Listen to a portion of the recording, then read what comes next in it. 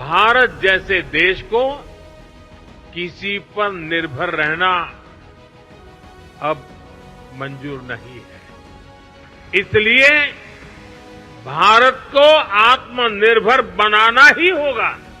हर वो प्रोडक्ट जो हम भारत में बना सकते हैं वो हमें भारत में ही बनाना है। इस बार ट्रेड शो का कंट्री पार्टनर रूस है, यानी इस ट्रेड शो में हम एक टाइम टेस्टेड पार्टनरशिप को और भी मजबूत कर रहे हैं। आज विश्व में हमारे फिनटेक सेक्टर की बहुत चर्चा है। साथियों, आज भारत 2047 तक विकसित होने के लक्ष्य की ओर आगे बढ़ रहा है। हमारा संकल्प है, हमारा मंत्र है आत्मनिर्भर भारत। चिप से शिप तक भारत में बनाना चाहते हैं। मुझे खुशी है कि यहां 2200 से अधिक एग्जीबिटर्स अपने प्रोडक्ट्स और सर्विसेज का प्रदर्शन कर रहे हैं। इस बार ट्रेड शो का कंट्री पार्टनर रूस है, यानी इस ट्रेड शो में हम एक टाइम टेस्टेड पार्टनरशिप को और भी मजबूत कर रहे हैं। मैं मुख्यमंत्री योगी जी को, सरकार के अन्य सभी साथियों को, स्टेक होल्डर्स को इस आयोजन के लिए बहुत बहुत बधाई देता हूं। साथियों, आज हम सभी के मार्गदर्शक पंडित दीनदयाल उपाध्याय जी की जयंती है। दीनदयाल जी ने हमें अंत्योदय की राह दिखाई थी।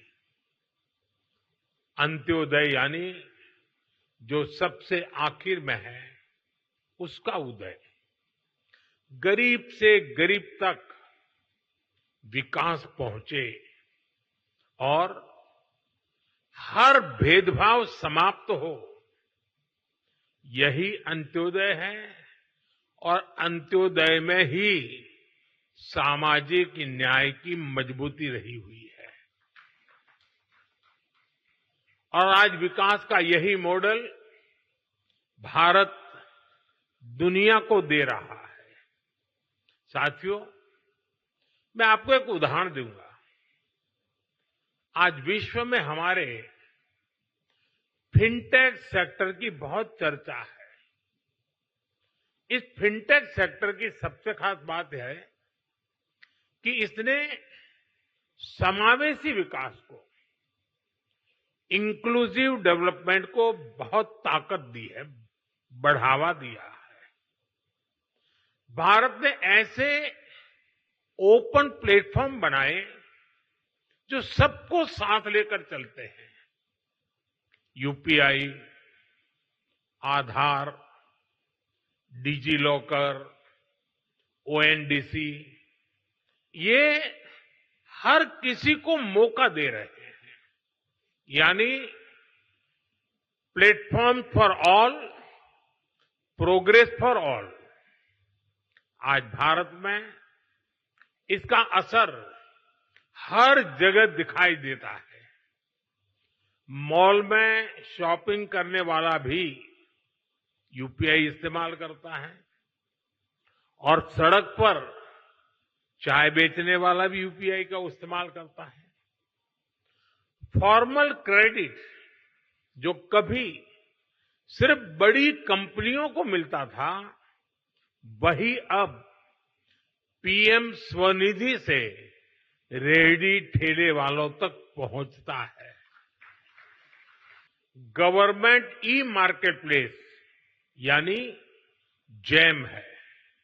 एक समय था, अब सरकार को कोई सामान बेचना और बड़े प्लेयर्स के बस की बात,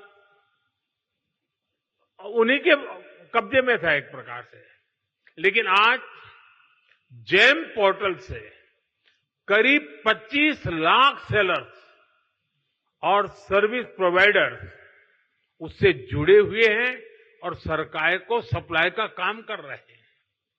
ये छोटे छोटे ट्रेडर्स हैं, उद्यमी हैं, दुकानदार हैं, जो भारत सरकार की जरूरत के हिसाब से वो सीधे अपना सामान भारत सरकार को बेच रहे हैं और भारत सरकार खरीद रही है। आप हैरान रह जाएंगे कि अब तक जेम के माध्यम से भारत सरकार ने 15 लाख करोड़ रुपए का सामान या सर्विस खरीद चुके हैं। इस पोर्टल पर करीब करीब 7 लाख करोड़ रुपए का सामान हमारे एमएसएमई लघु उद्योगों से खरीदा गया है। पहले की सरकारों में ये सोचना भी असंभव था, लेकिन आज देश के दूर सुदूर कोने में जो छोटा सा दुकानदार है वो भी जेम पोर्टल पर अपना सामान बेच रहा है और यही तो सच्चे अर्थ में अंत्योदय है। यही विकास का आधार है। साथियों, आज भारत 2047 तक विकसित होने के लक्ष्य की ओर आगे बढ़ रहा है। दुनिया में हो रही डिसरप्शन और अनसर्टेनिटी के बावजूद भारत की ग्रोथ आकर्षक है। डिसरप्शन हमें भटकाते नहीं, लेकिन हम उस परिस्थिति में से नई डायरेक्शन खोजते हैं, नई डायरेक्शन का मौका ढूंढते हैं। इसलिए इन डिसरप्शन के बीच आज भारत आने वाले दशकों की नींव मजबूत कर रहा है और इसमें भी हमारा संकल्प है, हमारा मंत्र है आत्मनिर्भर भारत। दूसरों पर निर्भर होने से ज्यादा व्यवस्था कोई और हो ही नहीं सकती। बदलती हुई दुनिया में जो देश जितना ज्यादा दूसरों पर निर्भर रहेगा उसकी ग्रोथ उतनी ही कॉम्प्रोमाइज रहने वाली है। और इसलिए भारत जैसे देश को किसी पर निर्भर रहना अब मंजूर नहीं है। इसलिए भारत को आत्मनिर्भर बनाना ही होगा।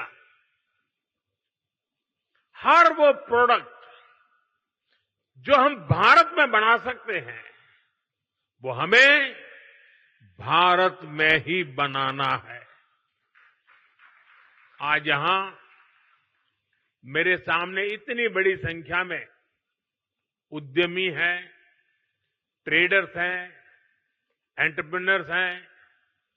आप इस आत्मनिर्भर भारत अभियान के बहुत बड़े स्टेक होल्डर्स हैं। मेरा आज आपसे आग्रह है, अपना बिजनेस मॉडल ऐसा बनाइए जो आत्मनिर्भर भारत को मजबूती देता हो। साथियों, आप सभी जानते हैं आज सरकार मेक इन इंडिया पर, मैन्युफैक्चरिंग पर कितना बल दे रही है। हम चिप से शिप तक भारत में बनाना चाहते हैं और इसलिए आपकी ईज ऑफ डूइंग बिजनेस के लिए हम लगातार काम कर रहे हैं। सरकार ने 40,000 से ज्यादा कंप्लायंस खत्म किए हैं। व्यापार कारोबार में होने वाली जिन छोटी छोटी गलतियों पर आपके खिलाफ केस होता था, ऐसे सैकड़ों नियम उनको सरकार ने डीक्रिमिनलाइज कर चुकी है। सरकार आपके साथ कंधे से कंधा मिलाकर चल रही है। लेकिन साथियों, मेरी कुछ अपेक्षाएं भी हैं जो मैं जरूर आपके साथ शेयर करूंगा। आप जो भी मैन्युफैक्चर कर रहे हैं वो बेस्ट क्वालिटी का होना चाहिए, उत्तम से उत्तम होना चाहिए। आज देशवासियों के मन में ये बात है कि स्वदेशी उत्पादों की क्वालिटी में लगातार सुधार होता रहे, यूजर फ्रेंडली हो, लंबे समय तक काम आने वाले हो। इसलिए क्वालिटी से कोई भी कॉम्प्रोमाइज नहीं होना चाहिए। आज देश का हर नागरिक स्वदेशी से जुड़ रहा है, वो स्वदेशी खरीदना चाहता है। गर्व से कहो ये स्वदेशी है। इस भावना को आज हम चारों तरफ अनुभव कर रहे हैं। हमारे ट्रेडर्स को भी इस मंत्र को अपनाना है। जो भारत में उपलब्ध है उसे ही प्राथमिकता देनी है। साथियों, एक अहम विषय रिसर्च का है। हमें रिसर्च में इन्वेस्टमेंट बढ़ाना है, कई गुना बढ़ाना है। इनोवेशन के बिना दुनिया ठहर जाती है, व्यापार भी ठहर जाता है, जिंदगी भी ठहर जाती है। और सरकार ने इसके लिए जरूरी कदम उठाए हैं। अब रिसर्च में प्राइवेट इन्वेस्टमेंट के लिए सबको आगे आना ही होगा। ये समय की मांग है। हमें स्वदेशी रिसर्च का, स्वदेशी डिजाइन और डेवलपमेंट का पूरा इकोसिस्टम बनाना है। साथियों, इन्वेस्टमेंट के लिए हमारा उत्तर प्रदेश भी अद्भुत संभावनाओं से भरा हुआ है। बीते कुछ वर्षों में यूपी में कनेक्टिविटी की जो क्रांति हुई है, उसने लॉजिस्टिक कॉस्ट को बहुत कम कर दिया है। यूपी देश में सबसे ज्यादा एक्सप्रेस वे वाला प्रदेश बन चुका है। यूपी देश के सबसे अधिक इंटरनेशनल एयरपोर्ट वाला प्रदेश है। ये देश के 2 बड़े डेडिकेटेड फ्रेट कॉरिडोर्स का हब है। हेरिटेज टूरिज्म में भी यूपी नंबर 1 है। नमामि गंगे जैसे अभियानों ने यूपी को क्रूज टूरिज्म के लिए उसके मैप पर लाकर के अपना स्थान बना दिया है। वन डिस्ट्रिक्ट वन प्रोडक्ट ने यूपी के अनेकों जिलों के प्रोडक्ट को इंटरनेशनल मार्केट में पहुंचा दिया है। और मुझे तो विदेशी मेहमानों से मिलना होता है तो आजकल मुझे कोई क्या देना है बहुत ज्यादा सोचना नहीं पड़ता है। ये वन डिस्ट्रिक्ट वन प्रोडक्ट का कैटलॉग हमारी टीम देख लेती है, बस उसे दुनिया भर के देश के लोगों को मैं दे देता हूं। साथियों, मैन्युफैक्चरिंग में भी यूपी नए रिकॉर्ड बना रहा है। अब जैसे इलेक्ट्रॉनिक्स और मोबाइल मैन्युफैक्चरिंग का सेक्टर है, बीते दशक में भारत इसमें दुनिया का दूसरा सबसे बड़ा प्रोड्यूसर बना है और इसमें यूपी का रोल बहुत बड़ा है। आज पूरे भारत में जितने मोबाइल फोन बनते हैं उसमें से लगभग 55% मोबाइल यहां उत्तर प्रदेश में बनते हैं। यूपी अब सेमीकंडक्टर सेक्टर में भी भारत की आत्मनिर्भरता को मजबूती देगा। यहां से कुछ किलोमीटर दूर ही एक बड़ी सेमीकंडक्टर फैसिलिटी पर काम शुरू होने वाला है। साथियों, एक और उदाहरण डिफेंस सेक्टर का है।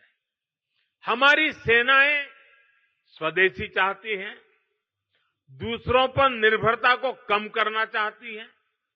इसलिए भारत में ही हम एक वाइब्रेंट डिफेंस सेक्टर डेवलप कर रहे हैं।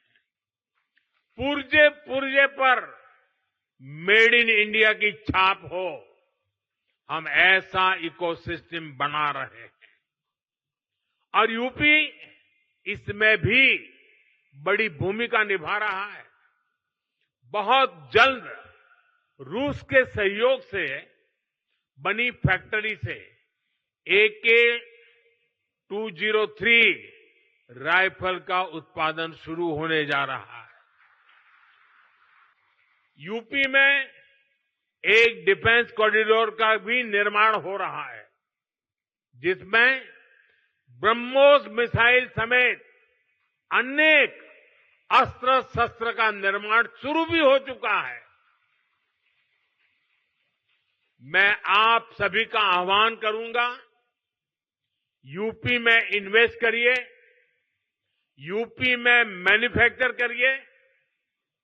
यहां लाखों MSME का मजबूत नेटवर्क है और ये लगातार बढ़ रहा है। आप इनके सामर्थ्य का उपयोग कीजिए और एक कंप्लीट प्रोडक्ट यहीं पर बनाइए। इसके लिए हर मदद के साथ यूपी सरकार, भारत सरकार आपके साथ है। साथियों, आज भारत रिफॉर्म, परफॉर्म, ट्रांसफॉर्म के कमिटमेंट के साथ अपनी इंडस्ट्री, अपने ट्रेडर्स, अपने नागरिकों के साथ खड़ा है। अभी 3 दिन पहले ही नेक्स्ट जनरेशन जीएसटी रिफॉर्म्स लागू किए गए हैं। जीएसटी में हुए बदलाव भारत की ग्रोथ स्टोरी को नए पंख देने वाले स्ट्रक्चरल रिफॉर्म्स हैं। इन रिफॉर्म से जीएसटी रजिस्ट्रेशन आसान होगा, टैक्स डिस्प्यूट्स कम होंगे और एमएसएमई को रिफंड भी तेजी से मिलेंगे। इससे हर सेक्टर को लाभ होगा। आप सभी ने जीएसटी से पहले और जीएसटी के बाद और अब तीसरा स्टेज है नेक्स्ट जनरेशन जीएसटी रिफॉर्म्स, यानी तीनों परिस्थितियों को अनुभव किया है। कितना बड़ा अंतर आया है, ये मैं कुछ उदाहरणों से आपके सभी के बीच रखना चाहूंगा। 2014 से पहले, यानी आपने मुझे काम दिया उसके पहले की बात कर रहा हूं। 2014 से पहले इतने सारे टैक्स थे, यानी एक प्रकार से टैक्स का जंजाल था और उसके कारण बिजनेस की कॉस्ट और परिवार का बजट दोनों ही कभी भी संतुलित नहीं हो पाते थे। उसे कंट्रोल करना मुश्किल था। 1000 रुपये की शर्ट पर, ये 2014 के पहले की बात कर रहा हूं, आपके पास पुराना बिल पड़ा हो तो निकाल दीजिए। 2014 के पहले 1000 रुपये की शर्ट पर 170 रुपये टैक्स लगता था, 170 रुपीज। साल 2017 में जब हम जीएसटी लाए तो आने के बाद पहले जीएसटी में 117 से कम होकर के 50 हो गया। यानी 1000 के शर्ट पर पहले 117 था, 2017 में जब हम जीएसटी लाए तो 50 हो गया और अब 22 सितंबर को लागू हुए रेट्स के बाद 1,000 रुपये के उसी शर्ट पर सिर्फ 35 रुपये टैक्स के रूप में देने होंगे।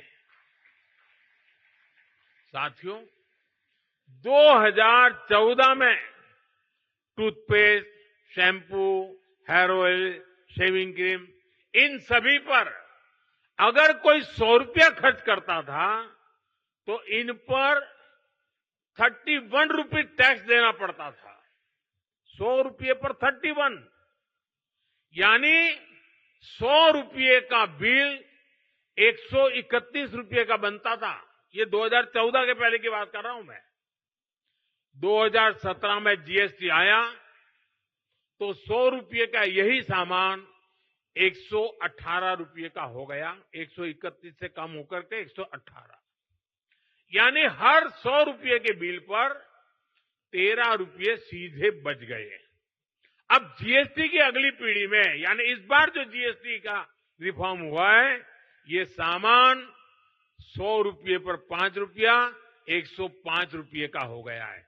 131 से 105 पर आ गया, यानी 2014 से पहले की तुलना में सीधे 26 रुपये की बचत, 100 रुपये पर 26 रुपये की बचत देश के सामान्य नागरिक को हुई है। इस उदाहरण से आज समझ सकते हैं कि एक सामान्य परिवार की हर महीने कितनी बचत हो रही है।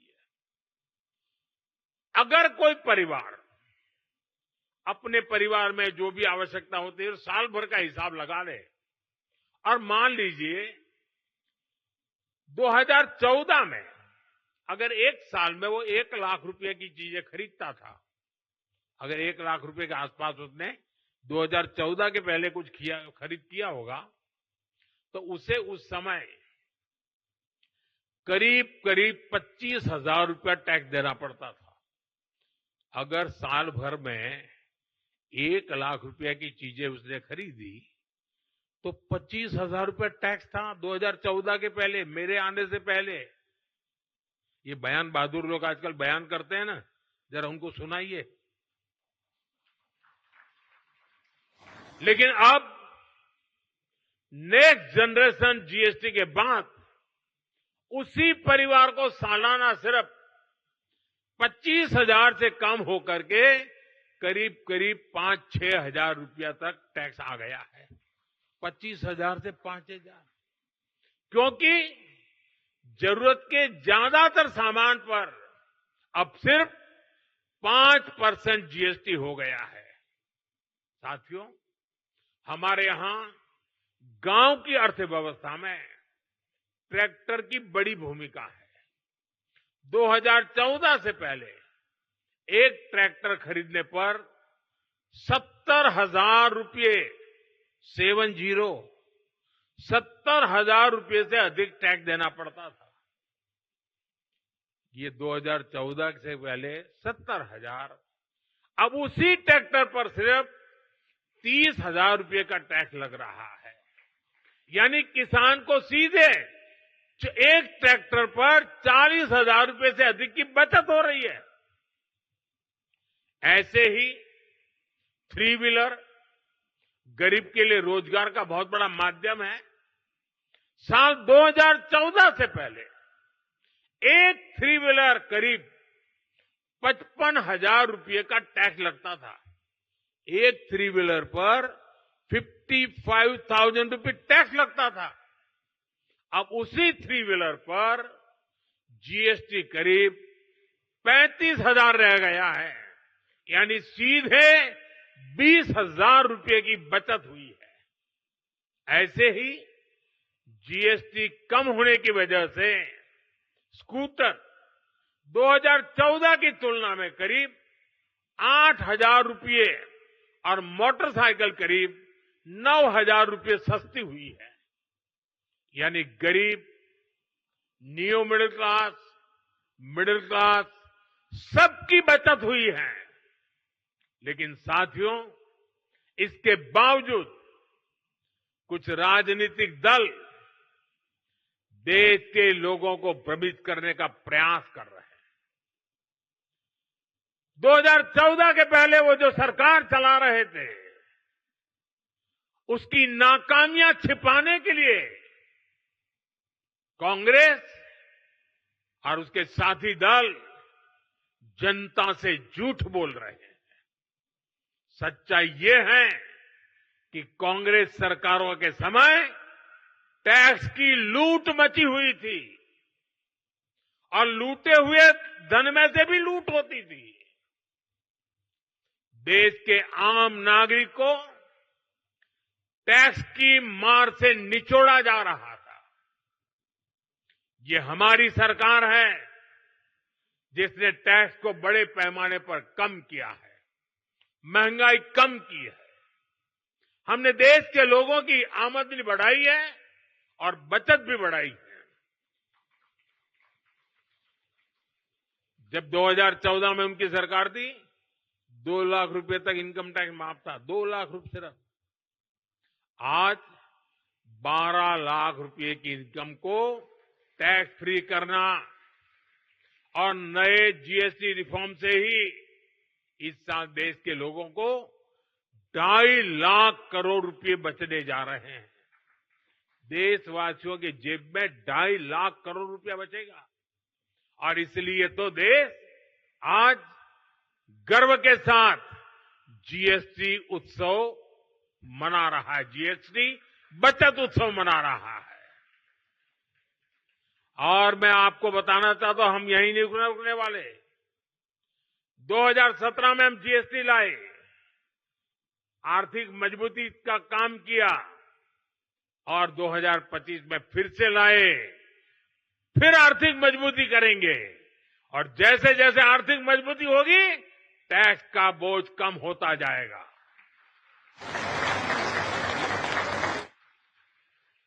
देशवासियों के आशीर्वाद से जीएसटी रिफॉर्म का सिलसिला निरंतर चलता रहेगा। साथियों, आज भारत के पास रिफॉर्म्स की स्ट्रांग विल पावर है। हमारे पास डेमोक्रेटिक और पॉलिटिकल स्टेबिलिटी है, पॉलिसी प्रिडिक्टेबिलिटी भी है। सबसे बड़ी बात, भारत के पास बहुत बड़ी युवा और स्किल्ड वर्कफोर्स है, डायनेमिक युवा कंज्यूमर बेस है।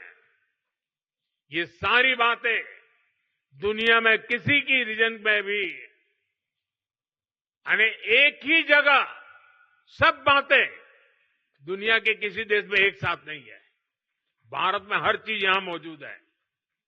दुनिया का कोई भी इन्वेस्टर, कोई भी कंपनी अगर अपनी ग्रोथ को नए पंख लगाना चाहती है तो उसके लिए भारत में इन्वेस्टमेंट सबसे अट्रैक्टिव डील है। इसलिए भारत में इन्वेस्ट करना, यूपी में इन्वेस्ट करना आपके लिए विन विन सिचुएशन है। हम सभी के प्रयास मिलकर विकसित भारत बनाएंगे, विकसित यूपी बनाएंगे। एक बार फिर आप सभी को इंटरनेशनल ट्रेड शो के लिए मैं बहुत बहुत शुभकामनाएं देता हूं। बहुत बहुत धन्यवाद।